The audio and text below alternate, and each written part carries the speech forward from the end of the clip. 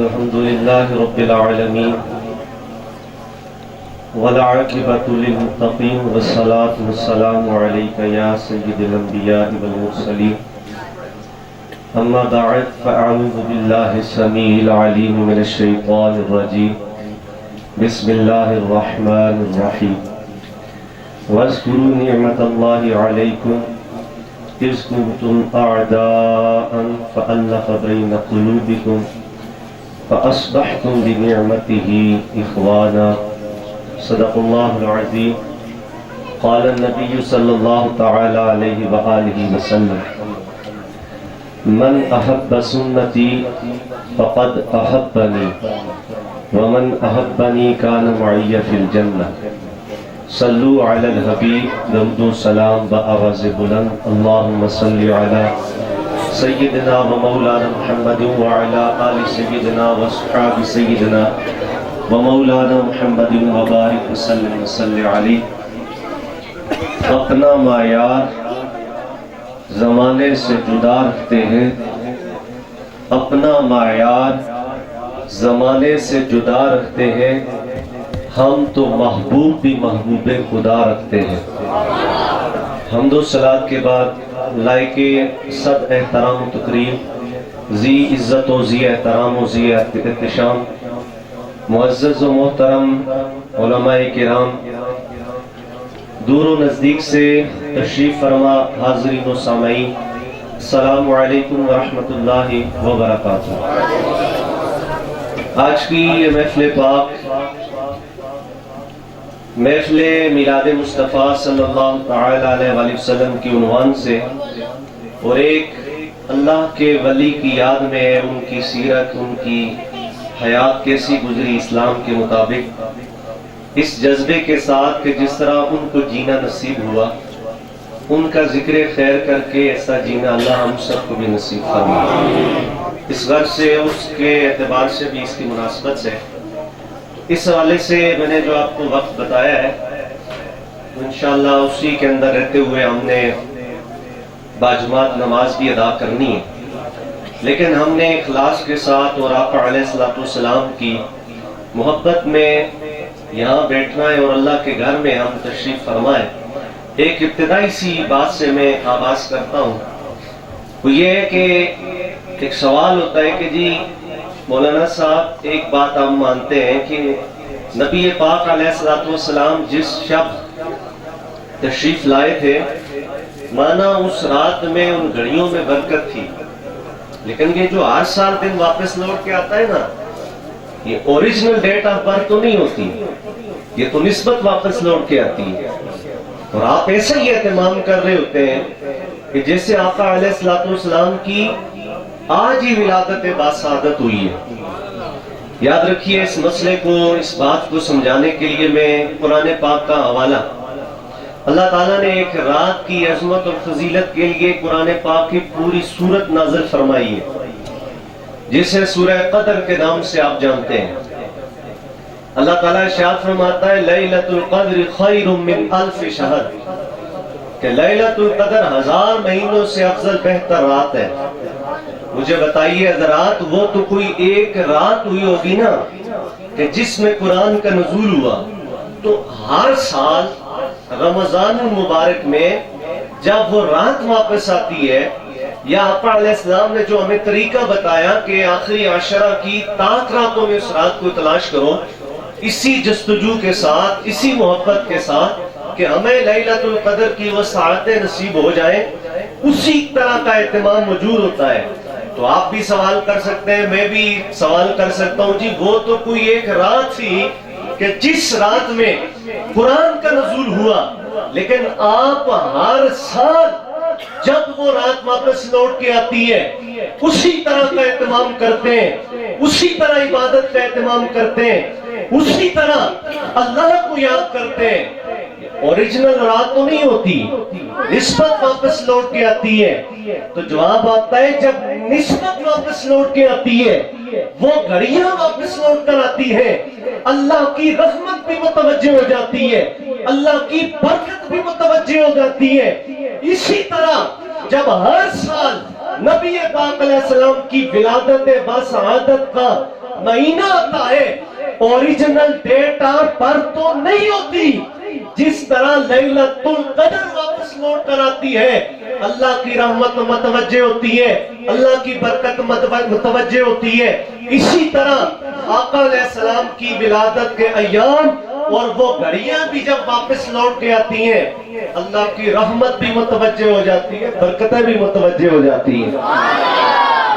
तो इसलिए उसी एहतमाम के साथ, उसी अंदाज के साथ नबी पाक सल्लल्लाहु ताला अलैहि वसल्लम की उस निस्बत का, उस विलादत का शुक्राना पेश किया जाता है। ग्रामीउल मर्तबत हाज़रीन व सामईन, मैं गुज़श्ता साल यहाँ आया था और हाज़री के तौर पे समर फाउंडेशन के हवाले से मैं 10 मिनट के लिए हाज़री हुई थी और मैंने उस वक्त एक हदीस पढ़ी थी, उसकी ट्रांसलेशन नहीं की थी और आया मुकस्सा जो पढ़ी थी उसके ज़मन में भी बात नहीं की थी। तो इंतहाई इख्तिसार के साथ उसी आया मुकस्सा में चंद बातें और उसी हदीस पाक के ज़िमन में चंद बातें पेश करके मैं इजाज़त चाहूँगा। नबी पाक सल्लल्लाहु अलैहि वसल्लम की आमद का सदका, सबसे बड़ी जो हमें दौलत अता हुई है ना जी, वो मोहब्बत की दौलत है।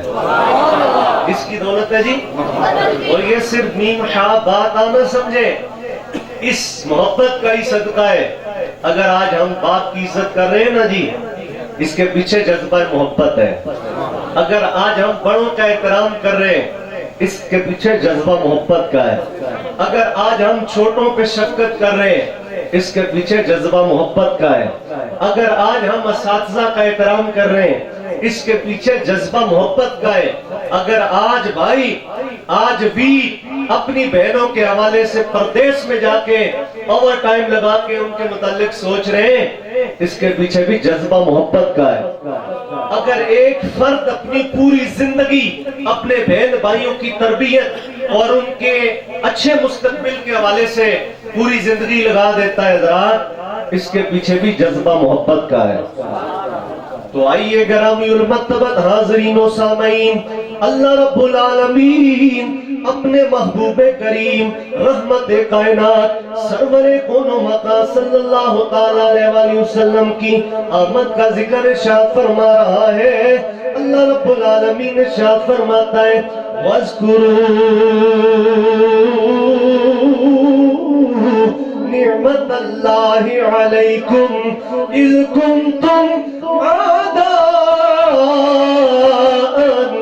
फअल्लफ़ बैन क़ुलूबिकुम फ़अस्बहतुम बिनिअमतिही इख़वाना। अल्लाह ताला इरशाद फरमाता है, मेरी उस नेमत को याद करो जब तुम एक दूसरे के दुश्मन थे। अल्लाह ने उस नेमत के जरिए से तुम्हारे दिलों में प्यार पैदा किया है और मेरा महबूब तुम्हारे दरमियान मेरी ऐसी बड़ी नेमत बन के आया है जिसने तुम्हें भाई भाई बना दिया है। आका अलैहिस्सलाम की आमद का सदका में मोहब्बत की दौलत अताओ। कौन सी दौलत अताओ जी? मोहब्बत की दौलत अताओ। ये तमाम तर रिश्ते नाते, ये जो मुकद्दस रिश्तों में हम परोए हुए हैं, ये सारे मोहब्बत के रिश्ते नाते अल्लाह के महबूब सल्लल्लाहु ताला अलैहि वसल्लम के सदके से हमें अता हुए हैं। नबी पाक सल्लल्लाहु ताला अलैहि वसल्लम ने इस हद तक रिश्तों की पासदारी का हमें हुक्म दिया कि आका अलैहिस्सलाम का दरबार सजाए। एक सहाबी रसूल हाज़िर हुआ, अर्ज़ करने लगे, आका जी मैंने कसम खा ली है, जब तक मैं हूर की पेशानी न चूम लूं या जन्नत की चौखट न चूम लूं, उस वक्त तक मेरी बीवी मुझ पर हराम है। अर्ज़ करने लगे, आका जी मैंने जज्बात में ये कसम खा ली है, अब इसका हाल बताइए। अल्लाह के महबूब अलैहिस्सलाम ने फरमाया, घर जाओ अपने माँ के कदम चूमो, गोया तुमने जन्नत की चौखट को चूम लिया है। आपकी पेशानी को चूमो जाकर, गोया तुमने हूर की पेशानी को चूम लिया है। अर्ज़ करने लगे, आका जी अगर माँ बाप जिंदा ना हो, आका अलैहिस्सलाम ने फरमाया उनकी कब्र पे चला जा, माँ की कब्र को जाकर पाँव की तरफ से चूम, तुमने जन्नत की चौखट को चूम लिया। बाप की कब्र को जाकर सरहाने की तरफ से चूम, गोया तुमने हूर की पेशानी को चूम लिया। अर्ज़ करने लगे, आका जी अगर माँ बाप की कब्रों का पता ही ना हो, आका अलैहिस्सलाम ने फरमाया दो लकीरें खींच, एक को बाप की कब्र तसव्वुर कर, ایک کو ماں کی قبر تصور کر، جس کو ماں کی قبر تصور کیا پاؤں کی طرف سے چوم، گویا تم نے جنت کی چوکھٹ کو چوم لیا، اور جس کو باپ کی قبر تصور کیا اس کو سرہانے کی طرف سے چوم، تم نے حور کی پیشانی کو چوم لیا ہے۔ ایک طرف آقا علیہ السلام نے مسئلہ بتایا اور دوسری طرف رشتوں کے تقدس کا شعور بتایا کہ ماں باپ کا کتنا عظیم رشتہ ہے۔ آقا علیہ السلام نے فرمایا جس کا والدین اس سے راضی ہیں اس کا اللہ بھی اس سے راضی ہے، اور جس کے والدین اس سے ناراض ہیں اس کا رب بھی اس سے ناراض ہے۔ تو اس لیے حضرات گرامی المرتبت حاضرین و سامعین، جس کو جو مقام، جس کو جو مرتبہ ملا ہے اپنے ماں کی دعاؤں کا صدقہ ہے، اور یاد رکھیے یہ دنیا میں ساری نعمتیں بھائی، بندہ نیا مکان بنا لیتا ہے، بندہ نئی گاڑی لے لیتا ہے، دوست مل جاتے ہیں، بندہ دوسری شادی کر لیتا ہے، لیکن کائنات میں کچھ رشتے ایسے ہیں، انہی رشتوں میں سے ایک ماں کا رشتہ ہے جو کسی بازار سے نہیں ملتا، اور ماں کی کمی اللہ کے نبیوں نے بھی محسوس فرمائی ہے۔ نبی پاک علیہ السلام عشاء کی نماز کا وقت ہے، حضور مصلی امامت پہ ہیں، آقا علیہ السلام کی مبارک آنکھوں سے آنسوں کی لڑیاں جاری ہیں، اصحاب پیغمبر متوجہ ہوئے، آقا جی آپ کی آنکھوں سے اچانک آنسوں۔ حضور علیہ السلام نے فرمایا میرے صحابہ آج مجھے میری ماں کی یاد آئی ہے، کاش میری ماں زندہ ہوتی، میں مصلی امامت پہ ہوتا اور میں نے سورہ فاتحہ پڑھنا شروع کر دی ہوتی، میری ماں مجھے بلاتی، میں نماز چھوڑ کر ماں کی خدمت میں حاضر ہو جاتا۔ ماں باپ کی اگر تک رشتوں کے تقدس کا ہمیں شعور ملا ہے، یہ بھی نبی پاک صلی اللہ علیہ وسلم کی آمد کا صدقہ ہے۔ بہن بھائیوں کے حقوق اور رشتے تمام تر، ایک مسلمان کے ساتھ ہمارا جو رشتہ ہے یہ تمام تر پاکیزہ رشتے، محبت والے رشتے جو ہمیں عطا ہوئے ہیں، نبی پاک صلی اللہ علیہ وآلہ وسلم کی آمد کا صدقہ ہے۔ آقا علیہ السلام نے فرمایا المسلم من سلم المسلمون من لسانہ و یدہ، ایک مسلمان وہ ہے کہ جس کی زبان سے اور ہاتھ سے دوسرا مسلمان محفوظ رہے۔ حضرات آئیے ہمارے بزرگوں نے ہمیں کس حد تک محبت کا اور پھر پیار کا درس دیا ہے۔ خواجہ معین الدین چشتی اجمیری علیہ رحمہ، آپ نے نفلی روزہ رکھا ہوا تھا، کیا کیا ہوا تھا جی؟ اور یہ مسئلہ ذہن سماعت کر لیں، ویسے آپ نفلی روزہ کوئی بھی ہو اگر آپ نہ رکھیں تو کوئی مسئلہ نہیں ہے، اگر آپ رکھ کر اسے توڑ دیتے ہیں نا جی، قضا کرنا لازم ہو جاتی ہے۔ تو انہوں نے نفلی روزہ رکھا ہوا تھا، تو ایک سکھ کا بچہ تھال میں کچھ رکھ کے کھانا آپ کی بارگاہ میں حاضر ہوا، اور آپ کو نفلی روزہ تھا، آپ کے پاس مرید بھی بیٹھے ہوئے تھے، اور بچے نے بہت زیادہ اصرار کیا کہ آپ ابھی میرے سامنے یہ کھانا کھائیں۔ آپ نے کھانا کھا لیا، بچہ خوش ہو کے چلا گیا، مریدوں نے کہا حضرت جی آپ کو تو روزہ تھا۔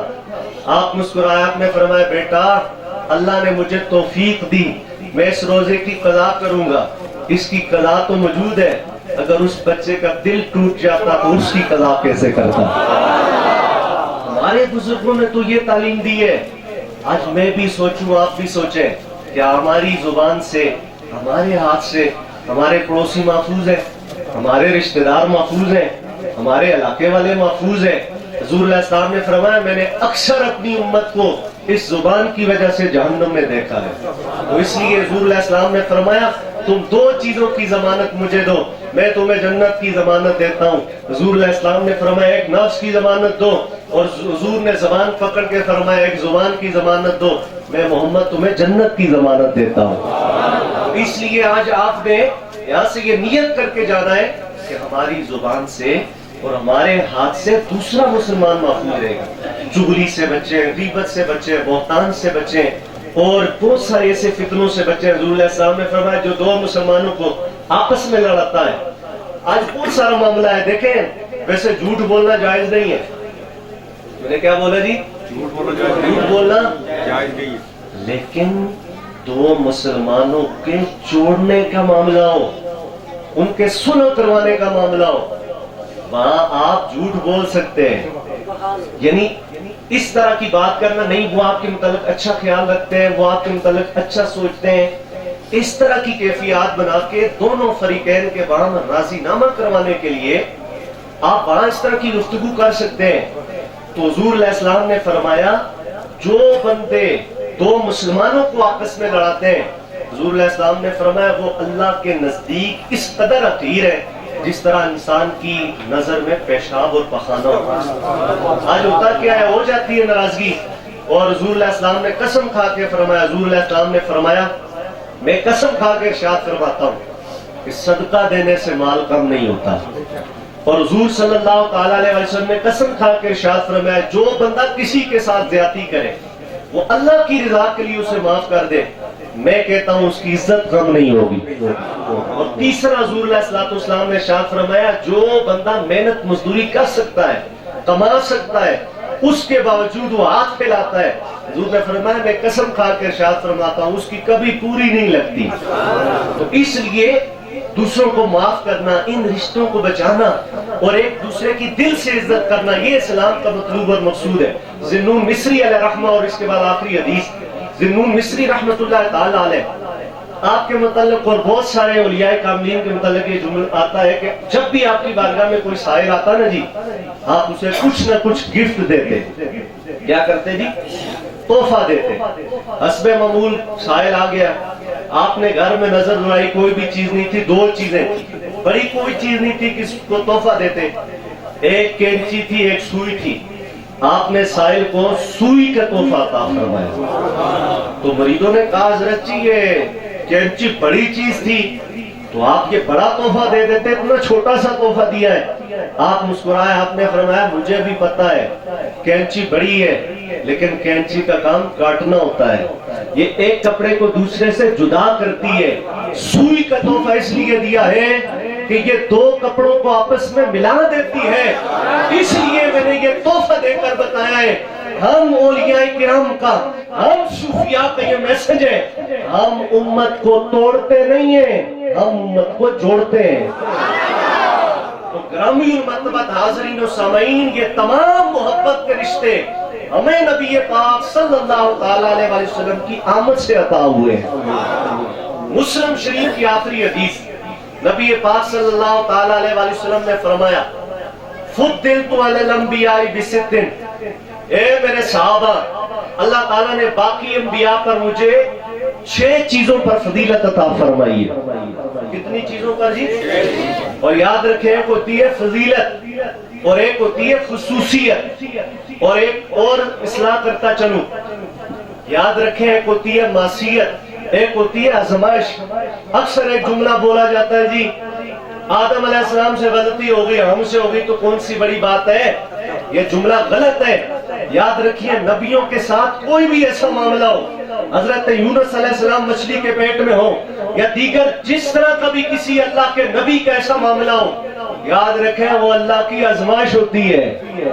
کیا ہوتی ہے جی؟ ایک معصیت ہوتی ہے، ایک نافرمانی ہوتی ہے، ایک اللہ کی طرف سے آزمائش ہوتی ہے۔ آدم علیہ السلام پر اللہ کی آزمائش تھی، حضرت یونس علیہ السلام پر اللہ کی آزمائش تھی۔ اس طرح اللہ تعالیٰ اپنے نبیوں کو اور بالخصوص آقا کریم صلی اللہ تعالیٰ علیہ وسلم کو اللہ نے جو کمالات عطا فرمائے، جو شانی عطا فرمائی، ان کی 2 قسمیں، ایک نبی پاک علیہ السلام کی فضیلتیں ہیں اور ایک میرے اور آپ کے آقا علیہ السلام کی خصوصیات ہیں۔ فضیلت علم کے اعتبار سے ہوتی ہے، اگر کوئی بندہ میٹرک پاس ہو، اس کے سامنے کسی کی بی اے کلیئر ہو، آپ یہ کہہ سکتے علم کے اعتبار سے یہ بندہ اس سے افضل ہے۔ ایسی بے شمار فضیلتیں اللہ نے اپنے محبوب کو باقی انبیاء پر عطا فرمائی ہے، لیکن فضیلتوں کا ایک ماب ہے، لیکن آقا علیہ السلام کو اللہ نے باقی انبیاء پر چند خصوصیات بھی عطا فرمائی ہے۔ جیسا کہ نبی پاک علیہ السلام کی ایک خصوصیت یہ، حضرت آدم نبی علیہ السلام سے لے کر حضرت عیسیٰ علیہ السلام تک 1.25 لاکھ پیش انبیاء کرام اس مخلوق کی رہبری رہنمائی کے لیے تشریف لائے۔ حضرت آدم علیہ السلام آئے، ختم نبوت کا اعلان نہیں ہوا، حضرت موسیٰ علیہ السلام آئے ختم نبوت کا اعلان نہیں ہوا، حضرت عیسیٰ علیہ السلام آئے ختم نبوت کا اعلان نہیں ہوا، حضرت ابراہیم علیہ السلام آئے ختم نبوت کا اعلان نہیں ہوا، حضرت اسماعیل ذبیح اللہ علیہ السلام آئے ختم نبوت کا اعلان نہیں ہوا، 1.25 لاکھ کم و بیش انبیاء کرام آئے، کسی کے اوپر اللہ نے یہ والی شان انہیں نہیں عطا فرمائی، آخری نبی ہونے کا اعزاز کسی کے حصے میں نہیں آیا، ہر نبی کے دامن میں اللہ کے بڑے کرم میں بڑی شانیں ہیں۔ میرے اور آپ کے آقا علیہ السلام کو اللہ نے باقی انبیاء پر جو فضیلتیں اور خصوصیات عطا فرمائی ہیں ان میں سے ایک بڑی فضیلت اور خصوصیت یہ ہے، اللہ نے میرے تمہارے نبی کے سر پر ختم نبوت کا تاج سجایا ہے۔ اللہ نے میرے اور آپ کے نبی پر، آپ کے سر پر ختم نبوت کا حضور کو تاج عطا فرمایا۔ حضور علیہ السلام نے فرمایا فضلت علی الانبیاء بست، اے میرے صحابہ اللہ نے باقی انبیاء پر مجھے 6 چیزوں پر فضیلت عطا فرمائی ہے۔ مسلم شریف کی حدیث ہے، حضور علیہ السلام نے فرمایا اعطیت جوامع الکلم، اللہ نے مجھے جامع کلمات عطا فرمائے ہیں کہ حضور چھوٹا سا جملہ بولتے ہیں اور بہت بڑا مضمون سمٹ کر اس کے اندر آ جاتا ہے۔ حضرت علی پاک شیخ خدا رضی اللہ تعالیٰ عنہ نماز پڑھانے کے لیے تشریف لے کے جا رہے ہیں، منافق یہودی ان کی یہ پلاننگ تھی کہ ایسا سوال کرتے جواب دیتے رہیں گے اور ٹائم گزر جائے گا، نماز کا وقت نکل جائے گا۔ سوال کیا علی بتاؤ وہ کون سے جانور ہیں جو انڈے دیتے ہیں، وہ کون سے جانور ہیں جو بچے دیتے ہیں؟ اب یہ کتنا مشکل سوال ہے، لیکن جامع کلمات علی پاک کو اتنے عطا ہوئے۔ جب علی پاک کے علم کا عالم یہ ہے تو نبی پاک علیہ السلام کے جامع کلمات کی شان کیا ہو؟ علی پاک نے ایک ہی جملے سے جواب دیا، جن جانوروں کے کان اندر ہے نا انڈے دیتے ہیں اور جن کے کان باہر ہیں وہ بچے دیتے ہیں۔ پہلی فضیلت یہاں پر حضور نے فرمایا مجھے باقی انبیاء پر یہ دی گئی کہ اللہ نے مجھے جامع کلمات عطا فرمائے کہ میں ایک جملہ بولتا ہوں بہت بڑا مضمون سمٹ کے اس کے اندر آ جاتا ہے۔ اور دوسرا حضور علیہ السلام نے فرمایا وَنُصِرْتُ بِالرُّعْبِ، اللہ نے مجھے روب کے ذریعے سے میری مدد فرمائی ہے۔ کیا کیا جی؟ روب کے ذریعے سے۔ حضور علیہ السلام سے 3 ماہ کی مسافت پر کوئی ہوتا نا جی، آقا علیہ السلام بذات خود میدان جہاد میں نہ بھی جاتے، 3 میل کے فاصلے پر کوئی ہوتا، حضور کا روب اس پر طاری ہو جاتا۔ یہ روب کے ذریعے سے بھی حضور صلی اللہ تعالیٰ علیہ وسلم کی مدد کی گئی ہے۔ اور تیسرا حضور علیہ السلام نے فرمایا وَأُحِلَّتْ لِيَ الْغَنَائِمُ، اللہ نے میرے لیے غنیمتوں کو حلال قرار دیا ہے۔ تو یاد رکھیں ایک ہوتا ہے مال غنیمت، ایک ہوتا ہے مال فے۔ مال غنیمت وہ ہوتا ہے کفار سے جنگ کی جائے، جس مال پر مسلمان قبضہ کرے اور بعد میں ایک حصے ہوں اور تقسیم کیا جائے، وہ مال غنیمت ہوتا ہے۔ پہلی امتوں کے لیے یہ جائز نہیں تھا۔ اصحاب پیغمبر نے عرض کیا آقا جی پہلی امتیں جو جہاد کرتی تھی مال غنیمت ان کے ہاتھ جمع ہوتا تھا تو ان کا طریقہ کار کیا تھا تقسیم کا؟ حضور علیہ السلام نے فرمایا سارا مال غنیمت جمع کر کے ایک جگہ وہ رکھتے، آگ آتی اسے جلا دیتی یا ہوا اڑا کے لے جاتی، یہ اس کا مصرف تھا، یہ اس کا طریقہ کار تھا۔ حضور علیہ السلام نے فرمایا اللہ نے مجھے یہ فضیلت اور اہمیت باقی انبیاء پر عطا فرمائی ہے، اللہ تعالیٰ نے میرے اوپر اور میری امت پر غنیمتوں کو حلال فرما دیا ہے۔ اور حضور صلی اللہ تعالیٰ علیہ وسلم نے ارشاد فرمایا وَأُرْسِلْتُ إِلَى الْخَلْقِ كَافَّةً، اور حضور صلی اللہ علیہ وسلم نے فرمایا کہ ایک فضیلت یہ بھی مجھے عطا ہوئی ہے کہ اللہ تعالیٰ نے باقی انبیاء کرام آئے کسی خاص بستی، خاص قوم، خاص علاقے کے لیے، اللہ تعالیٰ نے کائنات کی ہر شے کا مجھے رسول بنا کر بھیجا ہے۔ جس ذرے کا اللہ خالق ہے، جس ذرے کا اللہ مالک ہے، ہر اس ذرے کا اللہ نے مجھے نبی اور رسول بنا کر بھیجا ہے۔ اور حضور علیہ السلام نے فرمایا وَجُعِلَتْ لِيَ الْأَرْضُ مَسْجِدًا وَطَهُورًا، حضور علیہ السلام نے فرمایا باقی امتوں کے لیے یہ دستور تھا، یہ قانون تھا، ان کے اور زمین کے درمیان کوئی ٹھوس چیز حائل ہوتی تب جا کر وہ اللہ کی بندگی اختیار کرتے، یا خاص اپنی عبادت گاہوں میں اللہ کو یاد کرتے۔ اللہ نے میری امت پر یہ احسان کیا ہے، میرے اوپر یہ کرم کیا ہے، میرا کوئی بھی امتی زمین کے کسی بھی ٹکڑے پر کھڑا ہو کر ظاہری ناپاکی نہ ہو. وہ اگر نماز پڑھنا چاہے, وہ اللہ کی عبادت کرنا چاہے, وَجُعِلَتْ لِيَ الْأَرْضُ مَسْجِدًا وَطُهُورًا, اللہ نے میرا قدم زمین پر لگنا تھا, اس پوری زمین کو میرے لیے مسجد بنا دیا ہے, اور اس سے مسجد بھی بنا دیا ہے, اور اسے پاک کرنے والا بھی بنا دیا ہے.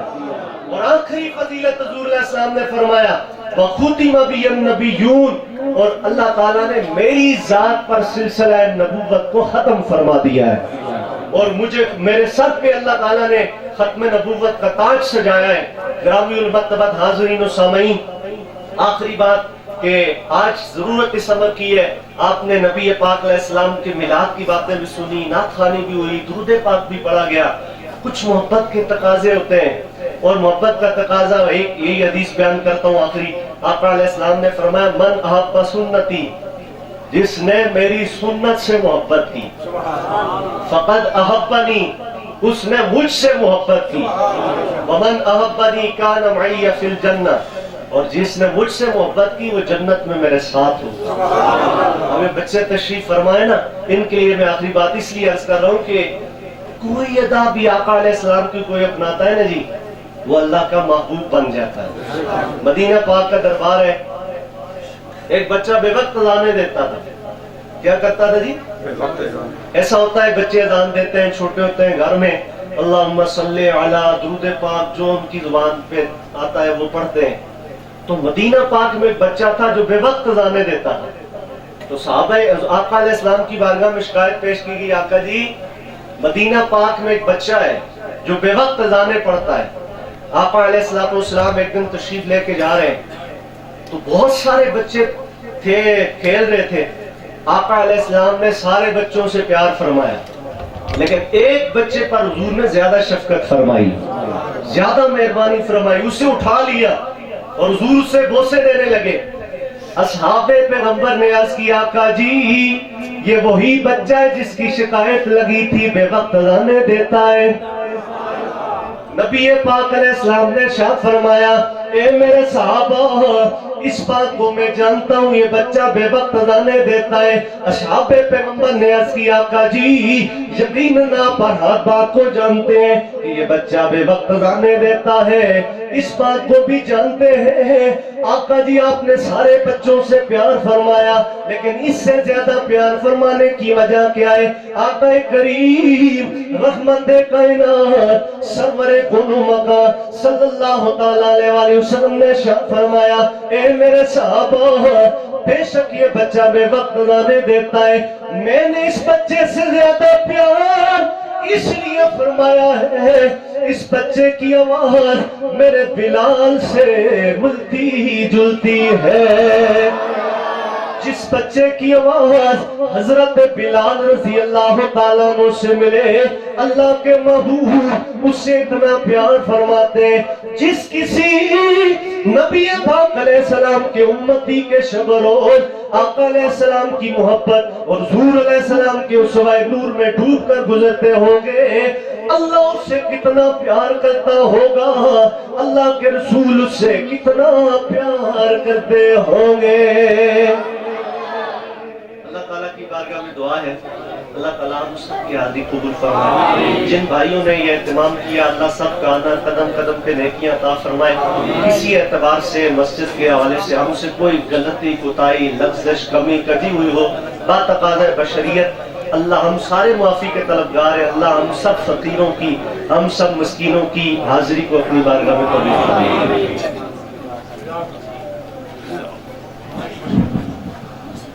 میں گزارش کرتا ہوں چودھری شہزاد صاحب آپ تشریف لائیں اور اپنے ملفوظات عالیہ سے ہمیں مستفیض ہو. اس کے بعد پھر